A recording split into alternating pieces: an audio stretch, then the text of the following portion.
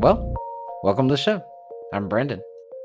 I'm Corey, and this is Our View from the Bench. Welcome back, bench warmers. Today we're going to be diving into men's college basketball. Now, we haven't touched much on this topic throughout the season, something that this new format is hopefully going to help us fix. But we have to talk about March Madness. The tournament is right around the corner, and we're here to cover what you need to know to get those brackets filled out correctly and get ready to enjoy the madness. Hey, everybody, I'm Corey, a U of A fan. Bear down. And I'm Brendan, Andy Katz dried out bracket marker. And this is Our View from the Bench. Before we get started and jump into all the madness, if you're not already, don't forget to subscribe to the channel and hit that notification bell so you never miss any one of our new episodes. Also, if you could please do us the favor, and if you like what you see, smash that like button. Smash it. It helps us. And it's free for you. It helps us and it's free for you. I mean, it's a win-win all around, is it not? Hell yeah. Well, benchwarmers, it's time to start breaking down this 2024 March Madness bracket. And let's see if we can guess this year's champ. Right here in this episode, we're going to start with the results of the first four play-in and what our predictions will be for the first round. All right. So, a couple games played over on the past couple days. Tuesday, Wednesday of this week has the first four play-in. I kind of like this. I mean, I remember when they expanded it, I was confused at first. But it kind of gives more teams that little bit of a chance for those bubble teams or the ones where you weren't quite sure if they were going to make it. I think it's pretty cool. Yeah, and if you think about it, we have this to thank, and because of the NBA having the play-in games. So, I never thought about that. We might not even have it in the NBA, so a win-win for all of us. And the Lakers would be out of the playoffs for a lot of seasons because we can't seem to get above 8. Yeah, I don't know what that's all about. Jeez. Okay, well, let's kind of cover the first four then. The first one that I think happened yesterday was Wagner over Howard University, right? Mm-hmm. I didn't catch many of these. Most of the time I don't wait. I'm ready for the Thursday day. I got my phones charged up. I'm ready to freaking have everything on my screens ready to watch all this kind of stuff. I didn't really watch many of these, but Wagner over Howard. And then I believe the second one yesterday was Colorado State over Virginia. Yeah, that game was over like in 20 minutes of gameplay. Yeah, I think there was 20 minutes where Virginia didn't score, I believe. I think real it was, time. Actually, I think it was even longer if you include the halftime, like in between. It might have been like 45 minutes that they didn't score. But yeah, it was like, I want to say like 14 to 15 minutes of game clock that they didn't score anything, which again, going into this game, that's what everyone talked about, that they can't score. And I don't even know why they're even in this playing game in the first place. So it panned out exactly as everyone expected, I guess. If you go back to the first episode of this series where we kind of talk about net rating and give some of our picks for the season, you can see at the end of it, I actually have a trapezoid of excellence that kind of shows a graph of net rating and pace. Virginia is in the bottom left corner of quadrant 3, which means they are inefficient and slow. So to your point, I have no idea how they made it. Yeah, I guess one of those. I guess Virginia's always good, or it used to be good, so we'll give them a chance to see if they can make a run. But that shouldn't be the way it is decided. But who knows? Too late now. Agree. So the two games that took place today, Grambling State beat Montana State, and then Colorado just beat Boise State. So we got another Pac-12 team. Woo! Got one in there. I know we have 3 now, right? Say that. Yeah, true. Yeah, the Arizona, Colorado State, and Washington State, Wazoo, I believe. And Oregon's in there too, actually. Oh yeah, Oregon. So 4. Nice. Okay, well, I mean, that's pretty much it. We just kind of wanted to let you guys know who won what. But what we're really here for is to break down our brackets. So we're just going to go in order. The rest of this episode is only going to be going over the round of 64. That's 32 games for each of us. We're not going to talk about each one, but we're going to kind of go over the bracket. I'll go first. Let's do it. We're going to start in the East bracket and the South bracket. I'm just going to kind of run through it. Picking a lot of favorites here. Obviously, the 1 seeds, a couple 8 seeds over 9 seeds. That FAU one is big because they were here last year and they made a really deep run. So I think they're going to go a 5-12. I don't think that happens is that SDSU one. But if you look on the other side of the South bracket, that's where my James Madison upsetting Wisconsin kind of comes in. Other than that, it's pretty straightforward. I don't really have too many upsets in this one, except for the other one I have is BYU losing to Duquesne. I probably pronounced that incorrectly. There's been a lot of chatter about this team and being that 6-11, 5-12 seed. I'm kind of running with it. So kind of status quo here with a couple of upsets. nothing too much to look at here. Let's move to Corey's. All right. So, I kind of thought the same thing when I first started picking. I was like, dang, I don't have a whole lot of upsets. I should probably rethink what I'm doing here because there's always going to be some kind of upset somewhere. Mm-hmm. So you mentioned Florida Atlantic making a run last year. I actually totally forgot about that until you said it right now. So I did not pick them to win. I picked Northwestern to upset them because I feel like Northwestern the last like 4 or 5 years makes like a 1 or 2 win in the first round or two and kind of makes people think like, oh man, Northwestern can actually play. So I went with them as a 9 seed taking over Florida Atlantic. I'm with you on the SDSU side. I had no 5-12 or 11-4 because SDSU and Auburn were the two teams we talked about earlier. I do, though, have Morehead State as a 14 beating Illinois. I did watch a lot of the Big Ten tournament while I was in Ohio last week because that's Big Ten country. So they have my brother-in-law has a Big Ten network. So I was watching it all weekend. And Illinois just didn't really seem to be a whole lot of excitement for me. So I decided I'm going to go with Morehead State on that one. And as far as the South side, same thing. Houston's a 1, Nebraska's the 8. Now, again, I watched last weekend a lot, and they are really fun. So I kind of hope they make a run here. I can't remember Casey. You got Asian Steph Curry. Yes, dude, he is so fun to watch. So I really hope they make a run because he is a blast to watch. He's doing like hands over his ears when he makes threes and all kinds of celebrations. It was awesome to watch. And Fred Hoiberg is their coach, and he was in the NBA for a while. Oh, snap. Yeah, I know that name, 100%. Yeah, and he was the Bulls coach, I think, before he took over the coaching job at Nebraska. So I'm excited for Nebraska. Hopefully they make a little bit of a run as an 8 seed. Now, I do have 3 upsets on this side of the bracket, though, for the South. I do have James Madison, which you picked as a 12. I also have Vermont beating Duke. I don't know what it is. I just don't feel comfortable with Duke this year. Normally, they make a run. It's Duke. But I don't know. Since Schleifer took over, I just don't really see them as that big of a threat. And they lost to NC State. It's not that Coach K, huh? Yeah, it's just not the same. And they lost to the ACC tournament. They lost to NC State.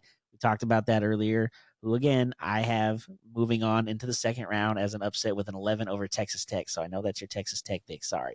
Yeah, it's all good, bro. It's all good. I hope one of us gets pretty close to being right. It's damn near impossible. I think the odds of getting struck by lightning are like millions of times more likely than getting a perfect bracket right. And there's never going to be a perfect bracket ever in the history of the world. That's just not going to happen. The only way you could do it is if you get like a computer simulation, right, to like create every single possible outcome. Exactly. So again, James Madison as a 12 over Wisconsin. I'm moving on. Vermont over Duke as a 13 moving on. So it'll be a 12-13 in the second round on my side of the South bracket. And then I have NC State again as an 11 beating Texas Tech to go against Kentucky. And then I have the 2 and 7 in the bottom with Florida and Marquette moving on. So again, not a whole lot of upsets on the east side for me, but I definitely went a little crazy, I feel like, on the south side. Yeah, I see you. Okay, moving on to the other bracket. We've got West and Midwest. Going back, I do have a handful of upsets, I apologize, on this one. Not North Carolina. I don't think they're losing this round. But I have Michigan State beating Mississippi State, the upset in the sense that it's 9-8. I have Grand Canyon University beating St. Mary's because I watched a handful of this Grand Canyon University team go through their tournament, and they were electric. And this is that crazy 12-5 matchup, so that's what I'm running with. Normal Alabama, I'm with you, dude. I think they're extremely fast. I think they're really good, and I think they keep going. So the ones that I've got are Nevada over Dayton, the 10-7, and New Mexico over Clemson. Again, I was telling you about my Lobos. I think they're going to be a little bit be hungry. They're going to be eating. On the other side, I almost purposefully tried to go with some upsets, but I was with you on the McNeese thing, dude. But it's not because I think that McNeese is good. It's because I cannot stand Gonzaga. They are the fakest fucking team I've ever seen, and I pick against them at every single chance I get. Go McNeese, baby. So I've got TCU upsetting Utah State. I got McNeese upsetting Gonzaga. Oregon, Pac-12, baby, last run, going at South Carolina. And actually, I picked this before because I needed Colorado State. So I was begging Colorado State because I was not picking this if it was Virginia.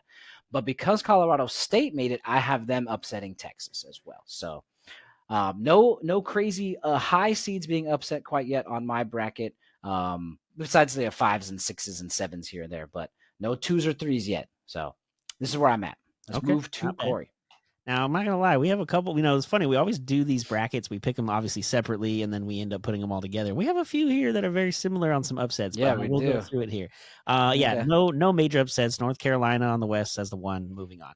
Now, I do have Michigan State as a 9 upsetting an 8, which is not a huge upset, but Tom Izzo just has been there so many times and knows what he's doing. I expect them to at least win a game, if not multiple, but depending on how the first one goes against Mississippi State will depend on the rest of the run.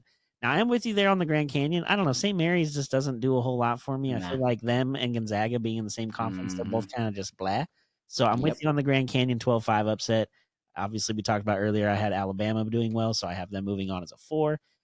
Did go with your Lobos, though, New Mexico as 11 to move on and take over Clemson. Again, the ACC, I just feel like it's not that good besides North Carolina. No, Really. besides North So Carolina. Yep. I don't really have anything to say about Clemson. Baylor as a 3 over Colgate. I don't have any thoughts really there.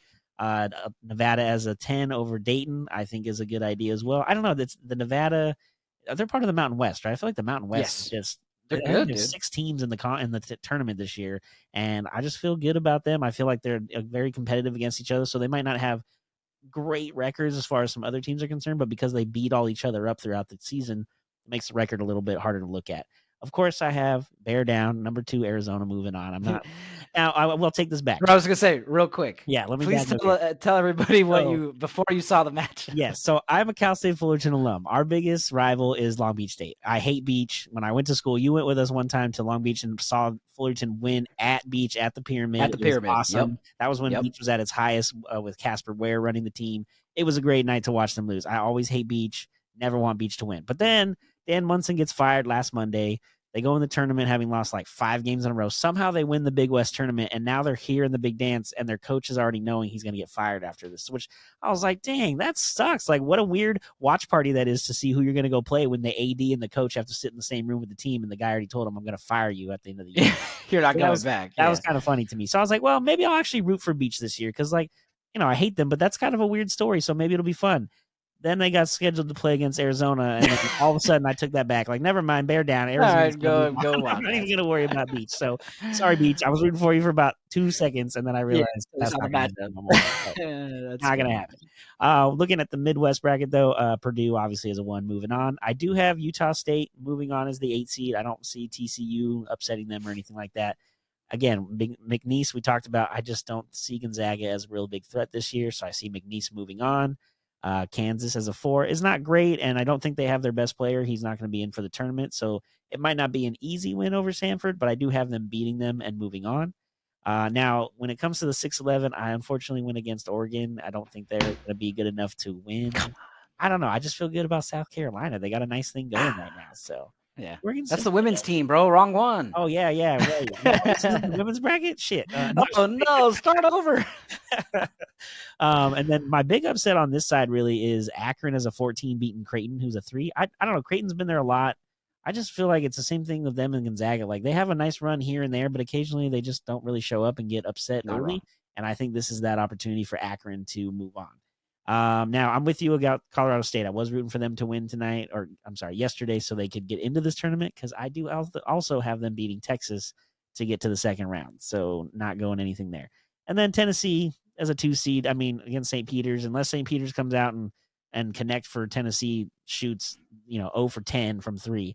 I don't see Tennessee getting slowed down enough to actually lose this game. You know what I just thought about? Because obviously I have Tennessee here, and actually I might have Tennessee going far. You're gonna have to tune in to see. But I just realized that this is the St. Peter's that is the same St. Peter's from, was it last year or the year before? Didn't they go to like the Elite 8 or the Sweet 16 as like a 15 seed? Son of a dang. Yeah, well, Oh well. All right. Well, hey, go Vols. Ugh. All right. Cool. Well, that's good. Okay, so we've made it through the round of 64. This is what we think is going to happen. Please make sure you check out the rest of our March Madness series, where we go through the entire bracket in a 3-part series. Hey, I know this is the first one. Make sure you go in order. Okay. Yeah, Appreciate don't everybody stopping by. Yeah, no cheating. Appreciate you all stopping by. Thanks for seeing things from our view from the bench. I'm Brendan. And I'm Corey. Like we always say, enjoy the sports until we talk again. Peace.